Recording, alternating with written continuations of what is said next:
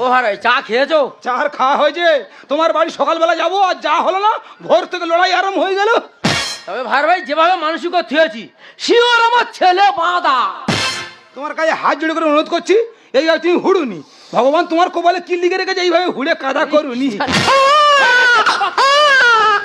তোমার শালীর বাচ্চা হয়ে গেছে, আমি আসি ভাড়াই আসি। আমি বলছি দেখো, নার্সিংহোমে তোমার আমার রুগী নেই, আরো 20-50টা রুগী আছে, ঠিক আছে? তুমি কিচ্ছু জানো না, তোমার শালীর বাচ্চা হয়ে গেছে। কি মানুষ রে, কার বাচ্চা কেঁদে উঠতে পারে তোমার শালীর বাচ্চা হয়ে গেছি? এ তো মাথা খারাপ করে দেবে, আমার ভাড়া ভাই নাই কি রে।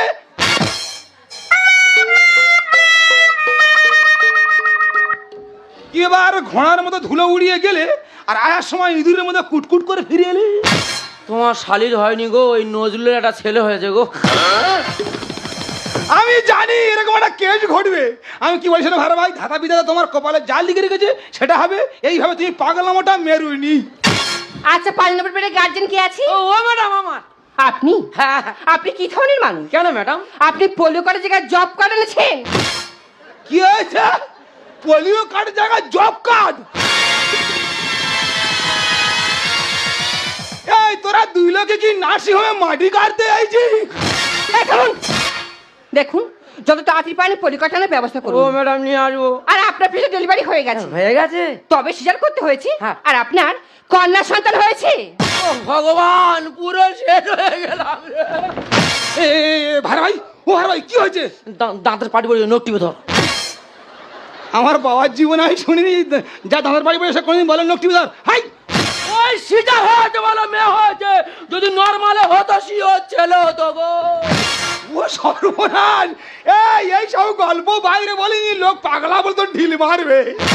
এই দাদা, আপনি তো 7 নম্বর বেডে গেছেন না? হ্যাঁ। আপনার দুটো সুখবর আছে। ও মা গো! আপনার প্রথম সুখবরটা হলো আপনার স্ত্রী ডেলিভারি হয়ে গেছে। আচ্ছা। তবে চিন্তার কোনো কারণে নরমালি হয়েছে। আমি জানি তো। আর দ্বিতীয় সুখবরটা হলো আপনার ছেলে হয়েছে।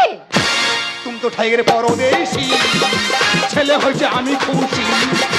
তুমি তো ঠাইগের পরদেশি, ছেলে হয়েছে আমি খুশি।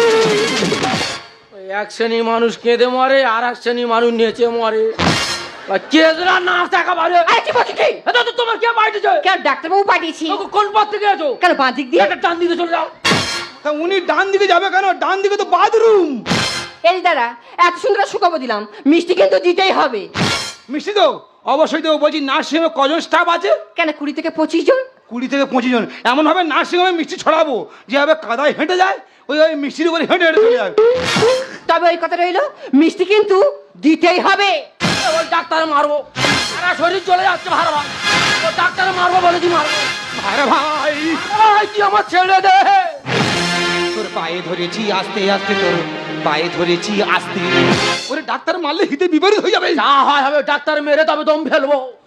তোর পায়ে ধরেছি আস্তে আস্তে, তোর পায়ে ধরেছি আস্তে, তোর পায়ে ধরেছি আস্তে আস্তে, তোর পায়ে ধরেছি আস্তে। সাপের মতো করে ফোঁস ফোঁস, সাপের মতো করে ফোঁস ফোঁস, কেন করিস মিটে আকর্ষণ? ডাক্তার মেরে চল কাটবো, আজ ফুটু চড়াবো বাদ বাদ। তোর পায়ে ধরেছি আস্তে আস্তে, তোর পায়ে ধরেছি আস্তে, তোর পায়ে ধরেছি আস্তে আস্তে, তোর পায়ে ধরেছি আস্তে। কেন হলো সিজারে?